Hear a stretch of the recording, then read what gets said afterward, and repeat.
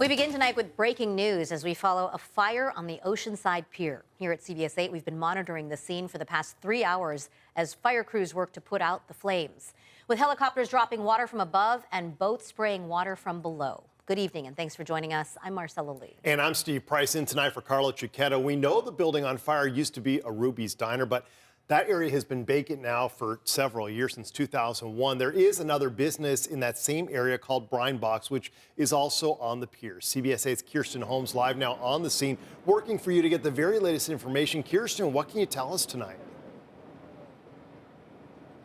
Okay, so we are live here near the Oceanside Pier. We have Fire Chief David Parsons here, going to give us an update on what just happened. What I do know right now, that fire or the smoke is a lot smaller, so that means we've stopped the fire. Give us an update. Yeah, absolutely. So it's a tragedy for our community, but I'd like to give some good news on our progress on the firefight. So we have stopped forward progress of the fire, and we stopped it at a level that's towards the end of the pier. So that's really good news.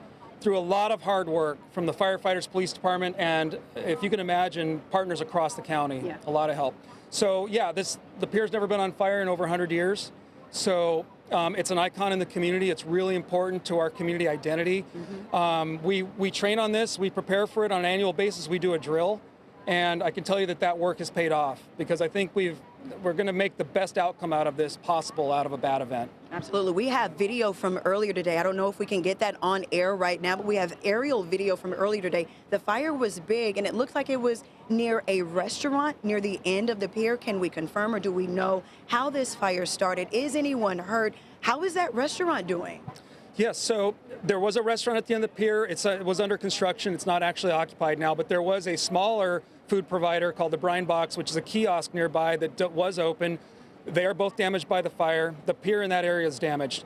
To fight this fire, we had to take a 3-level approach. We had helicopters dropping water from above. We had firefighters on the deck itself. And then we had multiple fireboats, Oceanside fireboats and a Coast Guard cutter, and a private industry firefighting boat that was assisting us to fight from underneath. The biggest challenge was fighting the fire from underneath, because we could not get people to the location. But again, I can report we've made good progress. We're looking for knockdown on it still. We think we have that, but we need to confirm it. But the forward progress has stopped, and that's great news. Nobody's hurt. Fire investigators are still going to have to dig into this, and it's going to take some time to figure that out. But we have a team of fire investigators, really high quality people, and they're looking into it. In terms of resources, 36 fire engines, ladder trucks, ambulances, and 144 firefighters on scene minimum. And we all appreciate you. Thank you so much for your hard work out there. When we were driving in, we could smell the smoke. We could smell a lot of that. We don't smell that anymore. We saw helicopters actually dropping water onto the pier, and that's probably responsible for putting the fire out. So thank you so much. David Parsons for Oceanside Fire.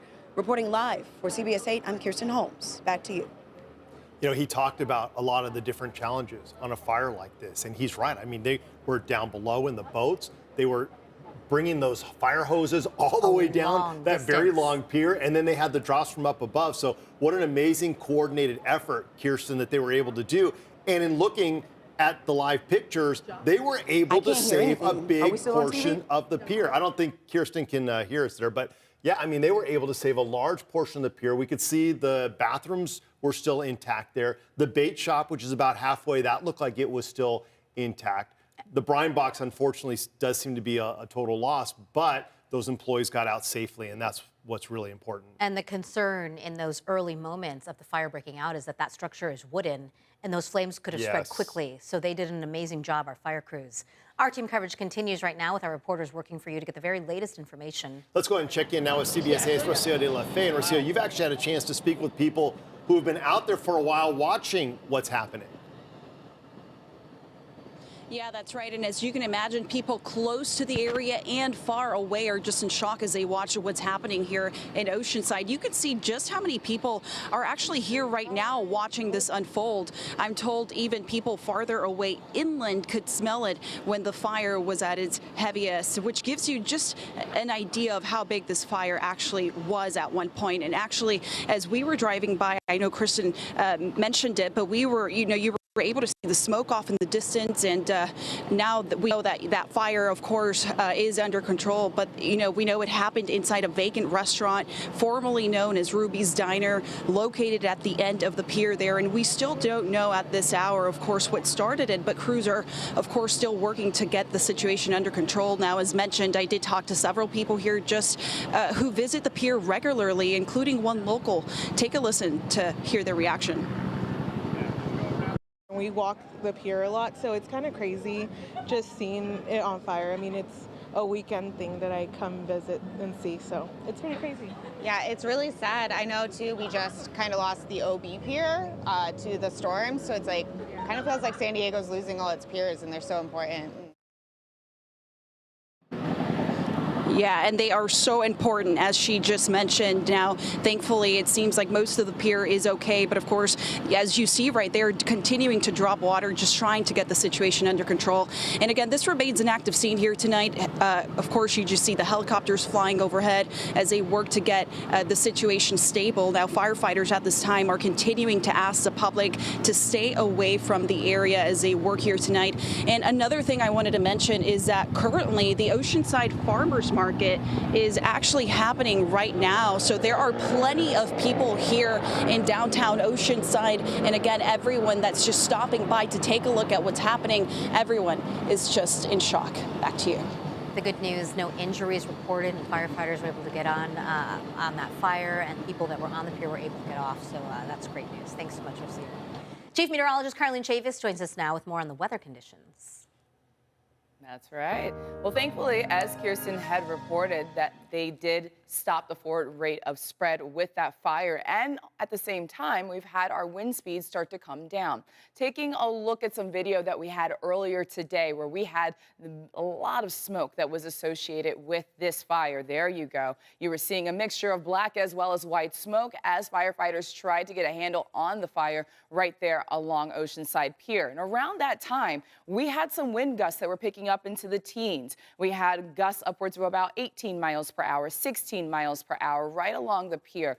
Now, the reason it was not very strong was because those were more confined to the mountains as well as the desert. I'm being told we do have some live video from our chopper as well. And so that's what you're looking at right there. So you're not seeing as much smoke, but the reason you were potentially smelling it is because, as I mentioned, we did have westerly winds picking up. We've had storm systems that have been in the forecast for this week.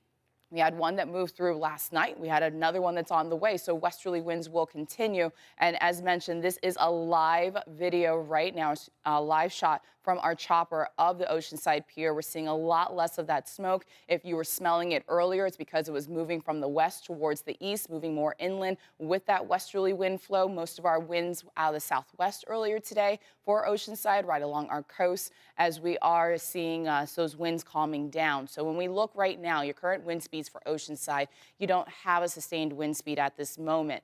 Now, we do have a gust that's about 8 miles per hour, and as I mentioned earlier, they were stronger with that afternoon breeze developing. We had some gusts that were about 15, 14 miles per hour, 18 miles per hour when this fire started to pick up earlier this afternoon. So things are calming down. You may still smell some smoke in the air because it was drifting from the west towards the east. And we had been advising you because when you have that fire, you have the smoke, you get those particulates that start to drift too. So air quality has been a little bit more reduced in that area. If you were smelling smoke earlier today, Steve and I were advising you, as well as Marcella, if you suffer from upper respiratory issues, staying indoors until you don't smell it. So we'll continue to give you updates on your forecast as well as on the Oceanside Pier. Steve.